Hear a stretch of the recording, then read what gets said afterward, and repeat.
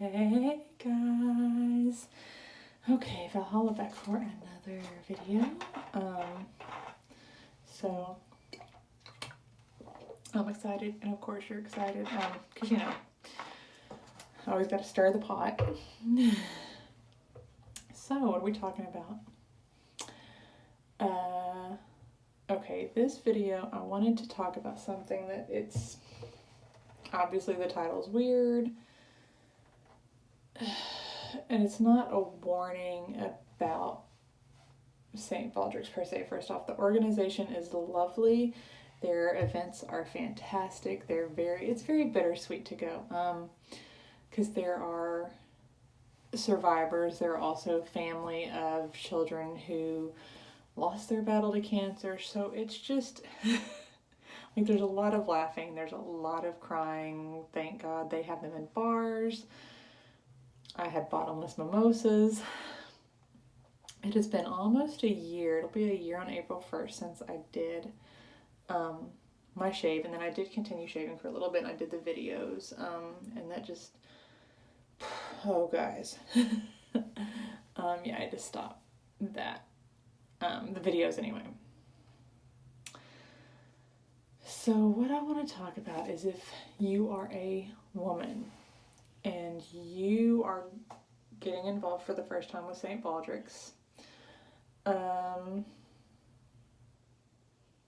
they always encourage you, share the pictures and, tag them in social media and things like that, because it's definitely good for publicity and awareness. Something I did not know before I shaved my head and before I put the videos up all over the place is that apparently it is a huge like fetish thing. Bald women shaving their heads. Yeah, I had no idea. And I don't know if that makes me very naive or very like sheltered or what, but I just had no idea. And so you need to be very aware of putting your video up, especially if if you do the video at the event and there are kids running around, and there are going to be kids running around.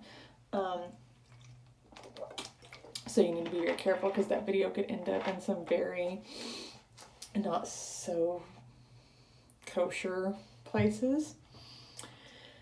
And that's just something you'll have to deal with. And you have to decide, but I just want you to know ahead of time. I did not know until after the fact that, and that's when, okay, I've had this channel for a while, several years. And, my videos, I was like, okay, and then any video that I put up with like head shaving, anywhere in it, like views went through the damn roof.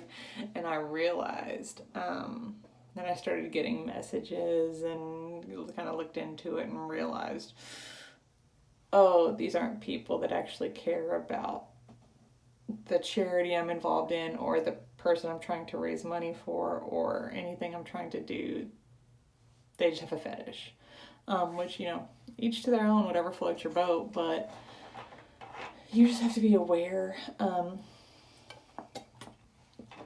if your accounts aren't private, you will, and even if people will start trying to, they can send you messages and things still if your account's private. But if it's a more public platform or something like that, you will start getting a lot of messages and emails, and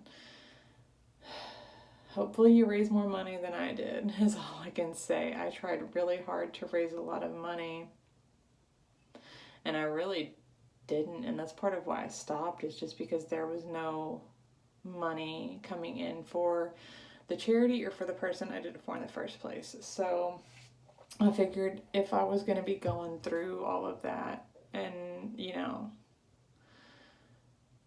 to not raise any money, then it wasn't worth it. So, and it was pretty much about the money. I stopped because if I couldn't help people, then what was the point of doing it?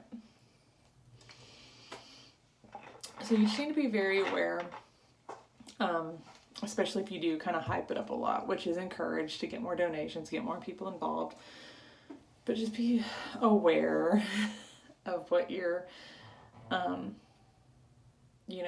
the people you make contact with and things like that. Because there will be increased attention, and like I say, but if you go with it, I encourage everyone to do it. If you can't shave your head, then donate money, donate time, go to the event, work at the event. And so that's not what this is not at all about St. Baldrick's itself, but it's about, just being a bald woman. When you shave your head, there's going to be a lot of strong opinions either way.